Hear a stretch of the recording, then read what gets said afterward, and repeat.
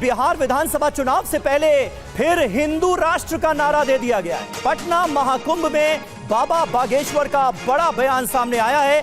कुछ लोग गजवाए हिंद चाहते हैं, हमारा सपना भगवाए हिंद का है। हिंदू राष्ट्र की शुरुआत बिहार से होगी। धीरेंद्र शास्त्री आगे बढ़कर यह भी कहते हैं, धर्म पर घात हुआ तो प्रतिघात करूंगा। और आइए आपको सुनाते हैं पटना महाकुंभ में पंडित धीरेंद्र शास्त्री के 3 बड़े बयान। बिहार की यह वो भूमि जिसने नीति दी, बिहार की यह भूमि जहां किशोरी जी प्रकट हुई, बिहार की यह भूमि जहां हमारा भरोसा है कि यदि भारत हिंदू राष्ट्र होगा तो पहला राज्य बिहार होगा। हिंदुओं, जात पात से ऊपर उठकर राष्ट्रवाद के लिए जीना। यदि राष्ट्रवाद के लिए नहीं जियोगे तो इस देश को बहुत सी ताकतें गजवाए हिंद बनाना चाहती हैं, और बिहार के पागलों, हमारा एक ही सपना है, भगवाए हिंद होना चाहिए। बिल्कुल कान खोलकर, हम किसी भी पार्टी के नहीं हैं। जिस जिस पार्टी में हिंदू हैं, हम उस पार्टी के हैं।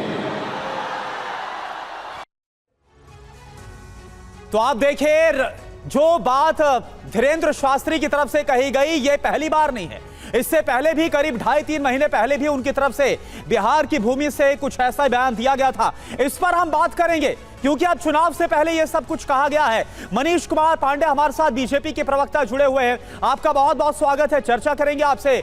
वरुण पुरोहित जी हमारे साथ कांग्रेस के नेता है, और जीएम शाहीन जो कि जेडीयू के नेता है, वो इस वक्त हमारे साथ है। फासिल अहमद है, और साथ साथ रुपेश कुमार हमारे साथ जुड़े हुए हैं, हमारे संवाददाता जो कि आरजेडी दफ्तर से लाइव है।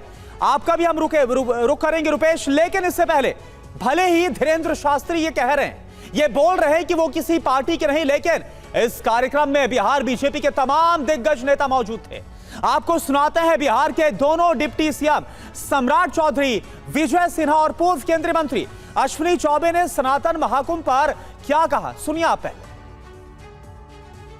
इस दुनिया में धर्म यदि है तो सिर्फ और सिर्फ सनातन धर्म है, दूसरा तो सिर्फ पूजा करने की पद्धति बदली है। लेकिन बाबा साहब अम्बेडकर ने प्रभु श्री राम को संविधान के पहले पृष्ठ पर दिया, क्योंकि ये मर्यादा पुरुषोत्तम राम थे। हम सभी सनातन के संतान हैं, किसी भी जाति धर्म क्षेत्र भाषा का है। सनातन सत्य है, सृष्टि के साथ सनातन, और हमारे सनातन गुरुओं का आशीर्वाद स्नेह हमारे मन के आत्मा के पवित्रता को बढ़ाया है। आपसे मेरा हाथ जोड़ के प्रार्थना करने की सकती, हनुमान हो ना आप लोग, आप हनुमान है ना, हनुमान है ना, हनुमान, जय हनुमान, जय मां शक्ति, जय हनुमान। तो भगवान जी राम का काम करेंगे तब ना पूरा होगा। तो राम काज बिना किया हनुमान जो है शांति के पुजारी।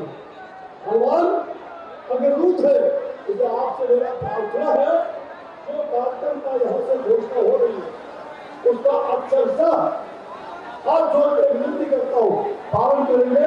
और साथ ही आपको मान करना चाहिए कि आपने बहुत ही देश के युवा सनातन के रूप में। और देखिए, आरजेडी दफ्तर से लाइव हमारे संवाददाता रुपेश इस वक्त जुड़े। सबसे पहले उन्हीं का रुख करते हैं। रुपेश, क्योंकि आप आरजेडी दफ्तर से लाइव जुड़े हुए हैं, सनातन ये जो संसद है उसका, ये पूरा धर्म संसद है, इसका आयोजन किया गया, और यहां पर जो डिप्टी सीएम है दोनों वो मौजूद थे, अश्विनी चौबे यहां पर मौजूद थे, और यहां से जो हिंदू राष्ट्र की बात है वो कही गई। कैसी प्रतिक्रियाएं आरजेडी की तरफ से आपको मिल पा रही हैं? देखिए करुणा, एक बात तो बिल्कुल साफ है कि बिहार में चुनाव होने हैं, और इस सनातन महाकुंभ के लिए बिहार को ही चुना गया है और बिहार को चुना जाना सनातन महाकुंभ के लिए ये कोई संयोग नहीं है, यह बिल्कुल प्रयोग है। और प्रयोग इसलिए है क्योंकि यहाँ चुनाव है। आरजेडी की जहाँ तक प्रतिक्रिया की बात आपने पूछी, आरजेडी के मृत्युंजय तिवारी से भी तुरंत बातचीत हुई है। मृत्युंजय तिवारी जो आरजेडी के प्रवक्ता हैं, उन्होंने कहा कि बीजेपी चूंकि चुनाव हार रही है इसलिए अपने धर्म गुरुओं को उसने आगे कर दिया है। लेकिन बिहार में आप देखिए चुनावी समय में जातीय सम्मेलन शुरू हो रहे हैं, जातीय रैलियां हो रही हैं, धर्म के आधार पर रैलियां हो रही हैं। और इसके अलावा आप देखेंगे वक्फ का मामला थोड़ा सा दब गया है, बावजूद इसके वक्फ के खिलाफ भी यहाँ पर एक जुटान हुआ और एक बड़ी रैली यहाँ पर आयोजित की गई। एक पक्ष को लगता है, और पिछले अगर 4 चुनाव से देखें तो एक पक्ष चाहता है कि जात के आधार पर बंटवारा हो तो उसको फायदा होता है, दूसरा पक्ष चाहता है कि अगर धर्म के आधार पर बंटवारा हो तो उसको फायदा होता है। लिहाजा अपने अपने गुणागरित के हिसाब से, अपने अपने फायदे नुकसान के हिसाब से जो रणनीति है, सिर्फ अपनी पार्टी को मजबूत करना, बिल्कुल नफा नुकसान, सियासी नफा नुकसान तौला जा रहा है और आप कह रहे हैं कि ये संयोग नहीं, ये प्रयोग है।